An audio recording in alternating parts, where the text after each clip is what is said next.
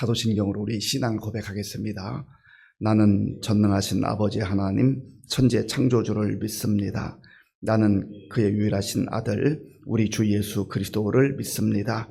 그는 성령으로 잉태되어 동정녀 마리아에게서 나시고 본디오 빌라도에게 고난을 받아 십자가에 못 박혀 죽으시고 장사된 지 사흘 만에 죽은 자 가운데서 다시 살아나셨으며 하늘에 오르시어 전능하신 아버지 하나님 우편에 앉아 계시다가 거기로부터 살아있는 자와 죽은 자를 심판하러 오십니다. 나는 성령을 믿으며 거룩한 공교회와 성도의 교제와 죄를 용서받는 것과 몸의 부활과 영생을 믿습니다. 아멘. 하나님께서 오늘 우리에게 주시는 말씀은 여호수아 20장입니다. 구약 성경 349쪽 여호수아 20장을 교독하겠습니다. 여호와께서 여호수아에게 말씀하여 이르시되 이스라엘 자손에게 말하여 이르기를 내가 모세를 통하여 너희에게 말한 도피성들을 너희를 위해 정하여 부지 중에 실수로 사람을 죽인 자를 그리로 도망하게 하라. 이는 너희를 위해 피해 보복자를 피할 곳이니라. 이 성읍들 중에 하나에 도피하는 자는 그 성읍에 들어가는 문 어귀에 서서 그 성읍의 장로들의 귀에 자기의 사건을 말할 것이요 그들은 그를 성읍에 받아들여 한 곳을 주어 자기들 중에 거주하게 하고 피해 보복자가 그의 뒤를 따라온다 할지라도 그들은 그 살인자를 그의 손에 내주지 말지니 이는 본래 미워함이 없이 부지 중에 그의 이웃을 죽였음이라. 그 살인자는 회중 앞에 서서 재판을 받기까지 또는 그 당시 대제사장이 죽기까지 그 성읍에 거주하다가 그 후에 그 살인자는 그 성읍 곧 자기가 도망하여 나온 자기 성읍 자기 집으로 돌아갈지니라 하라 하시니라. 이에 그들이 납달리의 산지 갈릴리 게데스와 에브라임 산지의 세겜과 유다 산지의 기럇 아르바 곧 헤브론과 여리고 동쪽 요단 저쪽 루벤 지파 중에서 평지 광야의 베스델과 갓 지파 중에서 길랏 라못과 므낫세 지파 중에서 바산 골란을 구별하였으니 이는 곧 이스라엘 모든 자손과 그들 중에 거류하는 거류민을 위하여 선정된 성읍들로서 누구든지 부지 중에 살인한 자가 그리로 도망하여 그가 회중 앞에 설 때까지 피해 보복자의 손에 죽지 아니하게 하기 위함이라. 아멘. 어제 19장까지 우리는 여호수아를 중심으로 이스라엘 백성들이 하나님께서 약속하신 땅을 분배받는 그러한 과정을 살펴봤습니다. 모든 것이 하나님의 인도하심 가운데에 여호수아를 통하여서 그리고 모든 백성들의 이르기까지 약속이 이루어지는 것을 보았습니다. 하나님은 신실하신 하나님이기 때문에 그 약속을 반드시 하나님의 때에 이루시는 하나님이다 하는 것이죠. 그래서 그 하나님을 믿을 만한 겁니다. 우리가 그래서 믿는 거예요. 적당하게 믿는 게 아니라 내 생명을 내걸고 내 인생을 걸고 내 인생을 맡기고 믿을 만한 분이 하나님이시다 하는 겁니다. 오늘 말씀에서는 하나님께서 여호수아에게 이제 땅은 다 분배되었는데 도피성 제도를 말씀해 주시고 도피성을 지정하라 하는 것을 말씀합니다. 1절부터 3절까지 1절부터 3절까지 우리 함께 읽겠습니다. 여호와께서 여호수아에게 말씀하여 이르시되 이스라엘 자손에게 말하여 이르기를 내가 모세를 통하여 너희에게 말한 도피성들을 너희를 위해 정하여 부지 중에 실수로 사람을 죽인 자를 그리로 도망하게 하라. 이는 너희를 위해 피해 보복자를 피할 곳이니라. 아멘. 여호와께서 여호수아에게 말씀하셨다. 1절은 기록합니다. 하나님께서 먼저 여호수아에게 말씀하셨어요. 지도자에게 말씀하셨어요. 그리고 그 말씀을 이스라엘 백성에게 다 가르치라, 알리라, 전파하라는 거죠. 하나님께서 우리에게 말씀을 주실 때 먼저 내가 그 말씀을 귀담아 듣는 게 중요합니다. 그리고 나만 듣고 있는 게 아니라 나만 지키는 것이 아니라 하나님께서 허락하신 그 공동체, 또 내 주변의 사람들에게 전파하고 가르치는 것이 중요하다는 거예요. 2절에는 이스라엘 자손에게 말하여 이르기를 내가 모세를 통하여 너에게 말한 도피성들을 너희를 위해 정하라. 우리가 민수기 35장에서 이미 말씀을 묵상했습니다. 그리고 신명기 4장에 모세가 요단 동편에서 정했던 세 곳의 도피성을 언급하고, 또 신명기 19장에서도 도피성 제도에 대해서 말씀하셨습니다. 하나님께서 때로 반복할 때가 있어요. 중요한 것은 반복합니다. 이미 말씀하셨지만 반복하는 거죠. 강조하는 거예요. 중요하다는 겁니다. 그런데 하나님이 여호수아에게 말씀하실 때에 이 도피성 제도를 만드는 것은 너희를 위한 거다. 백성들을 위한 거다. 하나님의 자녀들을 위한 것이다. 2절 끝부분에 보면 도피성들 너희를 위해 정하라. 하나님 우리에게 말씀을 주실 때는 때로는 하라는 것도 있고 하지 말라는 것도 있지만, 하라는 것은 우리에게 유익하기 때문에, 좋기 때문에 하라고 하시는 것이고, 하지 말라는 것은 우리에게 그거 하면 위험하기 때문에, 우리가 또 고통을 당하기 때문에, 망하기 때문에, 하나님부터 멀어지기 때문에 하지 말라라는 것이죠. 하나님께서 우리에게 주시고자 하는 그 마음을 잘 살펴야 한다는 겁니다. 하나님은 우리의 연약함을 알고 계세요. 우리의 부족함을 알고 계세요. 사람은 완벽하지 않잖아요. 아무리 노력해도 다 실수가 있는 법입니다. 그래서 하나님이 부지 중에 사람을 살인하게 되는 경우가 있다는 거죠. 이 중요한 것은 부지 중입니다. 부지 중이라는 말은 알지 못하는, 자기도 모르는 가운데 사람을 실수로 죽이는 경우가 있단 말이죠. 전혀 의도하지 않았어요. 전혀 생각지 않았어요. 그런데 어떤 상황들에 의해서 자기도 모르는 가운데 사람이 죽게 되는 경우가 있단 말이죠. 그런 경우를 하나님께서 말씀해 주시는 거예요. 그래서 신명기 19장이나 민수기 25장에서는 좀 더 구체적으로 말씀하는데, 어떤 사람이 산에 가서 나무를 하는, 도끼를 가지고 열심히 땀 흘려 일하는데 자기도 모르는 가운데 이 도끼 날이 날아간 거예요. 그래서 옆에 있는 사람을 죽였다면 전혀 고의성이 없는 것 아니겠습니까? 그렇지만 그 가족을 잃은 그 유가족 입장에서 보면 얼마나 억울하고 얼마나 화가 나고 분노가 끓고 그러대요. 그런데 그 상황을 또 유가족은 잘 판단하지 못하는 경우, 우선은 감정이 폭발하기 때문에 이 사람이 고의로 사람을 죽였는지 아니면 부지 중에 알지 못하는 가운데 그랬는지를 판단하지 못하는 경우가 얼마든지 있잖아요. 사람은 이성적 판단력도 있지만 감정이 폭발하게 될 때는 이성적 판단이 잘 작동하지 않습니다. 그래서 하나님이 그런 연약함을 아시고 누구라도 그럴 수 있는데 그런 경우에 그 사람을 보호하기를 원하시는 거죠. 왜냐하면 보복은 또 다른 보복을 낳고 보복은 또 다른 보복을 낳는 거예요. 눈에는 눈으로, 이에는 이로, 이 말씀도 사실은 필요 이상의, 또 피해를 당한 그 이상의 보복이 가해져서는 안 된다라고 하는 거예요.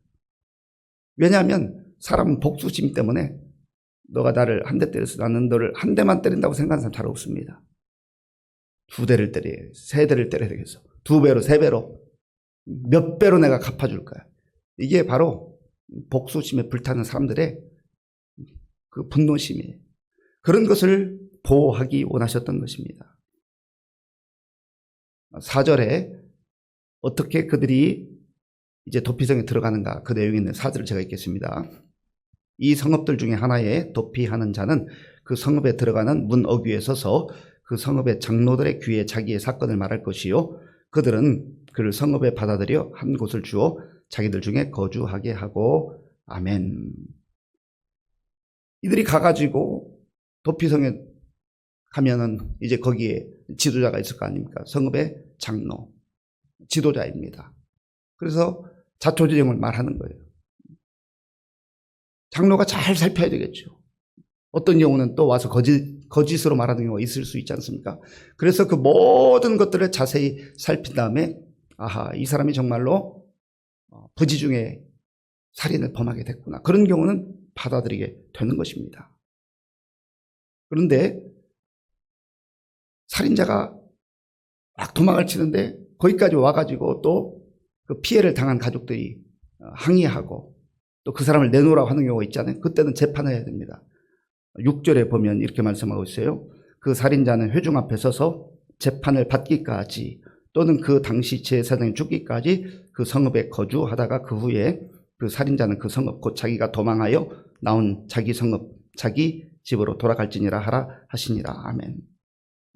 검증을 잘 해야 된다는 거죠. 오늘날 말하면 공정한 재판 과정을 거치라는 겁니다. 그래서 그런 과정을 통해서 고의로 살인하는 게 아니다. 실수로 했다. 부지 중에 일어났다 한다고 한다면 그 사람을 도피성으로 받아들여서 거기에서 살도록 한 겁니다.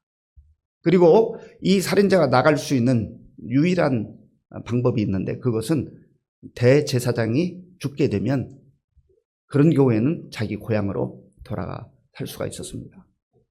도피성에서 보호를 받는 이 사람은 무엇을 생각했을까요? 두 가지를 생각했을 거예요. 하나는 하나님의 은혜다. 하나님의 은혜다. 내가 부족하고 내가 실수로 그러긴 했지만 이거 죄 없다 할 수 없잖아요. 우리의 연약함, 우리의 부족함, 우리의 실수로 인하여서 사람을 죽였다 할지라도 내가 이렇게 보호를 받을 수 있구나. 그런 하나님의 은혜와 자비를 그 도피성에서 묵상하고 또 그걸 생각하면서 살았을 겁니다. 또 한 가지는 아무리 알지 못하는 가운데 실수로 사람을 죽였다 하더라도 얼마나 그 마음이 아픔이 있겠어요. 유가족을 향한 미안한 마음이 있겠습니까? 그래서 그것을 어떻게 보면 참으로 참여하며 그렇게 살아가는 건 아니겠어요? 도피성 안에서 자유를 누릴 수 있지만 거기에는 하나님의 은혜와 사랑이 있는 것이고 또 나의 부족함과 나의 연약함을 솔직하게 또 바라보면서 그렇게 살아가게 되는 것이죠.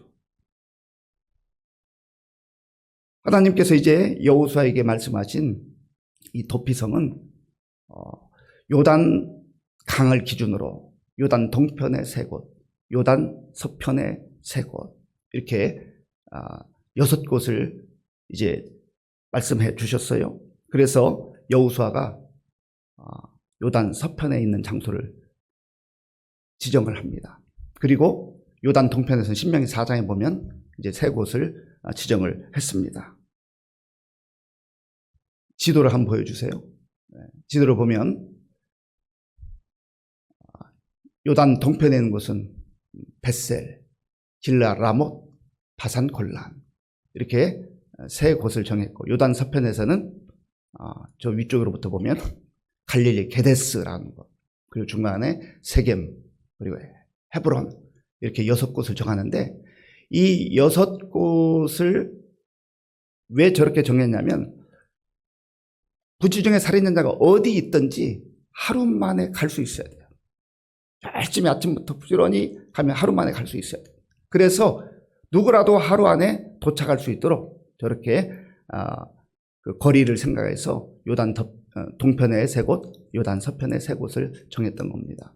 하나님이 이 도피성 제도를 통해서 우리에게 알려주실 원하는 내용이 무엇입니까? 우리 모든 사람들은 다 연약하고 부족하고 실수하는 자라는 거예요. 우리가 그걸 인정해야 돼요. 완전한 사람 없습니다. 완벽한 사람 없습니다. 잘하고 싶어도 때로는 실수할 때가 있잖아요. 그걸 인정하라는 거예요. 그리고 실수했을 때 하나님께서 그 실수한 사람을 심지어 살인을 범한 자라 할지라도 피할 길을 열어주신다는 거예요. 하나님의 자비와 사랑을 말씀해 주시는 것이죠. 이 도피성을 통해서 우리가 알 수 있는 것은 우리의 안전하고 영원한 도피성 되시는 예수 그리스도 안에 들어오라 하는 거예요. 예수님 안에 들어가라 하는 겁니다.